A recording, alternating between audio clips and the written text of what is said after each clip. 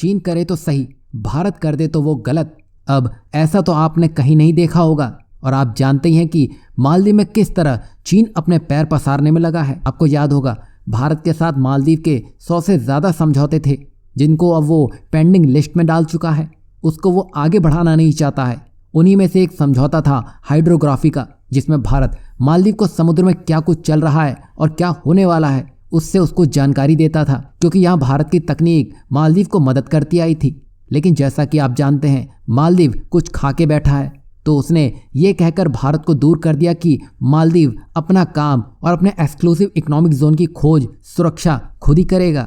दूसरे देशों को इसमें कुछ करने की ज़रूरत नहीं है, मतलब मालदीव खुद कर लेगा। लेकिन अब हुआ क्या है, चीन का जो जासूसी जहाज़ है वो यहाँ आ रहा है। वो हाइड्रोग्राफी और सर्वेक्षण का काम करेगा। मतलब यही कि जो कुछ भी हो रहा है इससे भारत के लक्षद्वीप को खतरा होगा, जिसकी चिंता मालदीव तो कर नहीं रहा है क्योंकि उसको चीन से मज़ा आने लगा है। तो अब सबको ये लग रहा होगा कि भारत अब क्या करने वाला है, भारत कुछ करेगा भी या नहीं।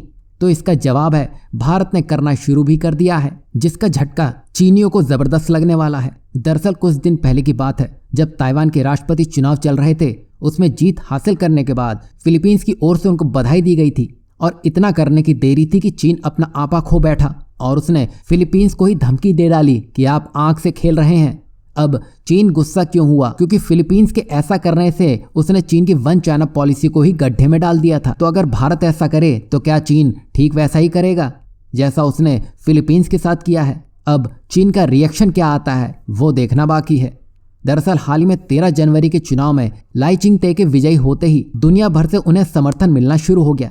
लेकिन अब भी भारत से कोई बधाई संदेश नहीं दिया गया था।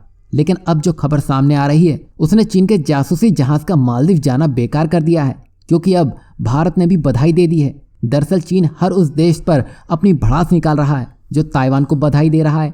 आपने फिलीपींस के केस में देख लिया होगा, भारत ने ऐसा पहले कभी नहीं किया था। वहीं ताइवान चीन की डूबती रग है जिसे अब भारत सही से इस्तेमाल करने के लिए तैयार है। अगर चीन मालदीव में अपने जहाज दौड़ाना चाहता है तो भारत भी ताइवान के लिए तैयार है।